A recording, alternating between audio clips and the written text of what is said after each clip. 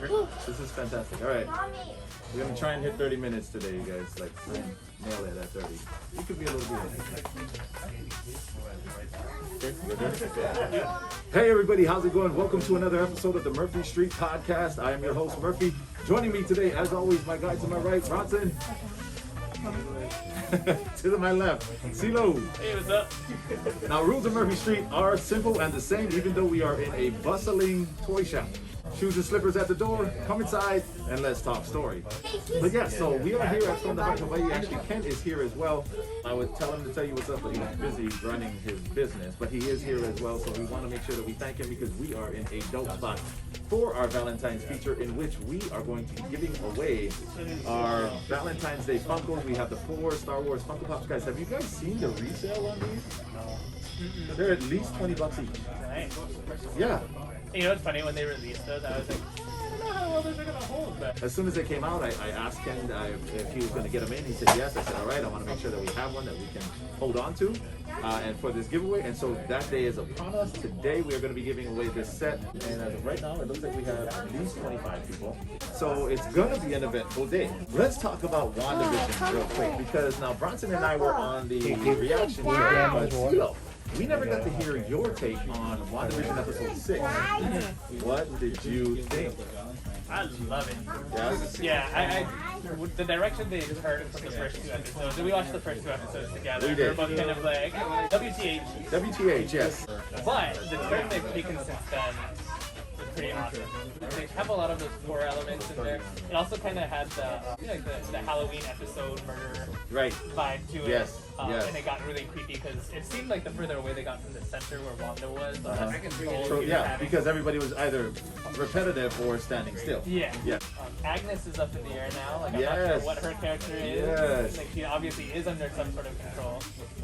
But still a lot of devil references. But did you notice that at one point in time, I think it was Billy that was talking to the camera. Which is also very Malcolm in the Middle. Right, exactly. Ordinarily, when that happens, everybody else in the scene is oblivious. But the one person who has, from his moment coming into the show to this very point, who has been kind of like disconnected or a one-off or a variable or aberrant, was looking at Billy, who was breaking that wall. Now, it was Quicksilver. What's really confusing is obviously they're under, a lot of them are under some kind of mind control. Right. But it seems like sometimes they're broken free. Yes. A bit. So sometimes you wonder, like, are they actually just completely mind controlled in the show? But then you have like her who almost like goes to division. Yes. That where people are noticing.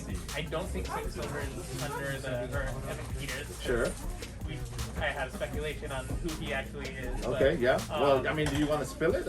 I think he could be Mephisto or somebody. All right. Mephisto. So we're thinking that now the Quicksilver, because he came in and Wanda had no idea, and he's obviously different, separate from the show, but has to be Mephisto.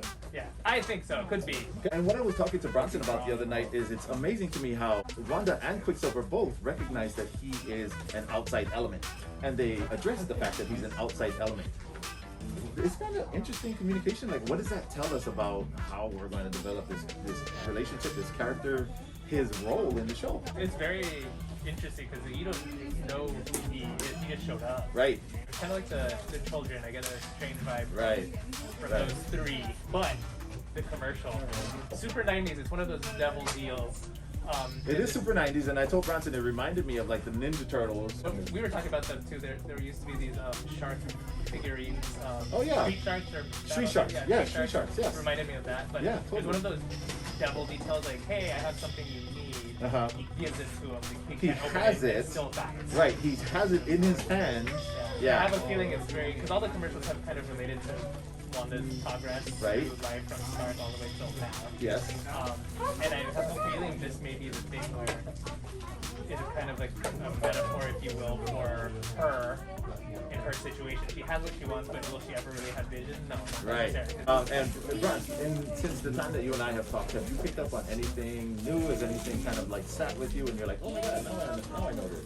I mean, I was reading a few details here and there, and I have like a few of the Marvel encyclopedia, so I was reading up on some of the characters. So that's what I want to hear, Bronze. I found some stuff, but I'll just kind of keep it as it is right now because I don't want to try to spoil it. Can you semi-speculate at least? Like, I'm interested to hear what you got. Well, I read up on Iron Lad? Lad. Yeah, Iron Lad. We're just talking about that. I mean, you could have some connection in this, but it's still kind of early. Very ominous, Bronson. I like it. Of all the names that we brought up so far, Iron Lad has not been one. It's just it Well, came I out. figured I'd bring it up because I've never really heard people talking about Yeah, it. we were just talking about it in the car on the way here, as a matter of fact. Yeah. So that's a great one, Bronson. You're on. He's onto something. He is. But all right.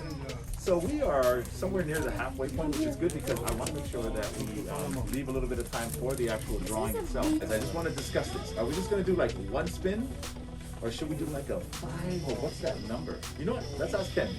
Ken, so when we actually do the drawing, do we do just one spin or do we do like a 5 spins and the 5th spin is the actual winner?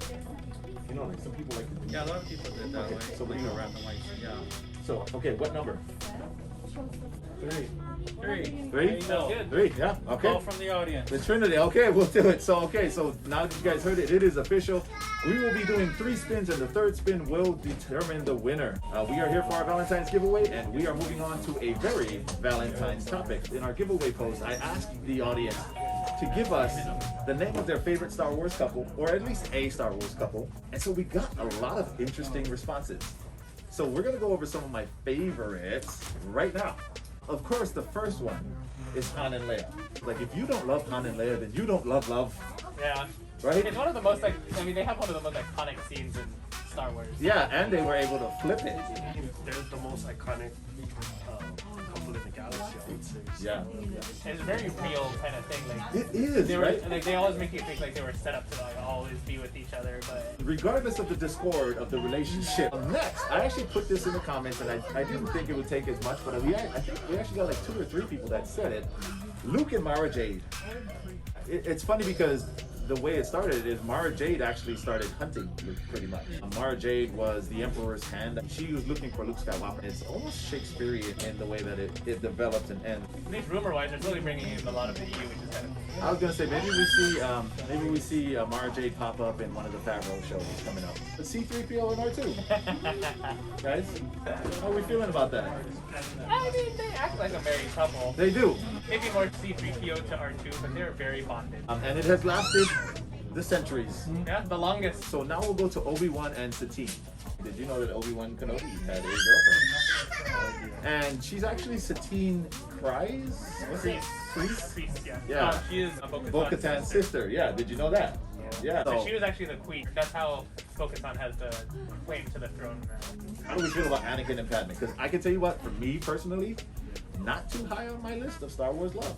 They made it seem more like an infatuation. Yes, this is going to be our first love triangle. Rey and Finn, or is it Rey and Ben Solo? Am I the only guy that keeps trying to force that one? The Rey and Finn? I'm the only guy, right? I think it was just a change in directorial because I really thought it was going Rey and Finn, and then Right. they switched it and wanted to force a Rosemary kid force in Tran. there. Yeah. They had some Finn and Poe in some Yeah, pieces the too, bromance with too. the- Well- To be honest, there was that. You did get a strong vibe. Like I did when I watched it. I was kind of like, oh, interesting. What kind of vibe? Like a serious bromance vibe. Really? Yeah. Man, I must have just been enthralled in all the action. So okay, guys, let's make a ruling on this. Is it Rey and Finn, or is it Rey and Ben Solo? Give it to me. One is dead. I'm just gonna tell you that right now. One's dead. I think Finn's moved on. Oh. So I think he was open to it. all of his unrequited glances at her have He gone. was open to it, and he was just like, you know what? No. No. No. All Have some right. self-respect, Finn. All right. So it's just Rey. Good luck with the galaxy, and Finn with. I mean, he got 2 options. at Yeah, I was gonna this say point. with Jana and or Rose Tico. Yeah. Right.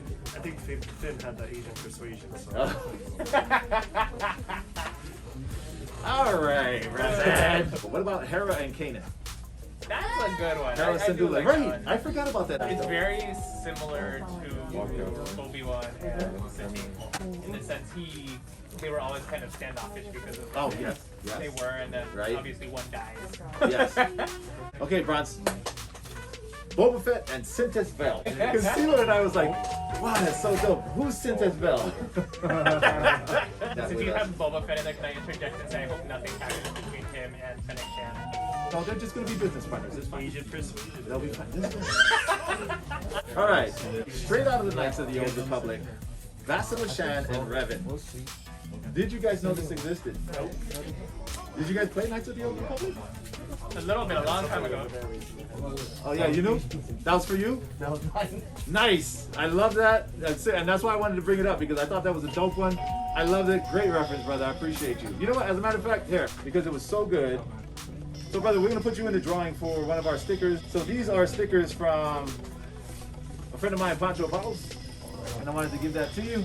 Yeah, thank you. And it is 10:30, you guys. So we are going to close it up at this time. And Can I mention one couple that? Sure. I'm surprised they didn't make it on that list. Okay. Who was the couple at the ending of Rise of Skywalker? Ah, the two girls, yeah. oh, are you kidding me? That was so forced. I feel like that was. Am I the only one that felt like that was it felt forced? very forced. Right? It That was like. Kathleen Kennedy. Yeah, she was like, come on, guys, we need to put this in there. You two, do it. Like, if they had some relevance to the story, like, I would have been like, okay, cool, I get it. Yeah, absolutely. It was forced. And yeah, nobody put that in there. Plus, I don't think they knew Their names. Yeah, I think one girl has a card in the Star Wars card trader app. All right, you guys, it is time for our drawing. So Ken, why don't you come here and hit spin for us? We're going three times. You will let it settle on the first one first. First one was Leaf Raiders, okay. Second one coming up. All right, next one. Oh, the second one was Kelly. Oh. All right, so This here we is gonna go. be This is third. the deciding one. The winner of all four of these Funkos, Mary Neal. I was gonna And say, she's here. I didn't know if she left or not. And she's here. Fantastic. So just so you guys see there you go. All right. Well, let us wrap this up, and we'd like to get a picture with you. That's why. Okay. And then we'll get you in the bag and everything and ready to go. All right. Okay, thank you. All right, so we just wanted to say thank you very much to everybody who entered the contest. Thank you so much. We had a great time. We are hoping that you have a fantastic Valentine's Day. So don't forget that you can always catch the Murphy Street Podcast on Spreaker, on Apple Podcasts, on iHeartRadio, and on Spotify. Catch us on the Murphy Street Productions on YouTube. There you can catch all of our content. And Bronson, would you like to tell them where they can find you at? Find me on my hobby page, right here on my shirt. Hey, _throwbacks. there we go. And my man CeeLo. CP96707. And you can find me at Murphy Street 808. That is MURPHY STREET 808. And until we see you guys next time, happy Valentine's Day.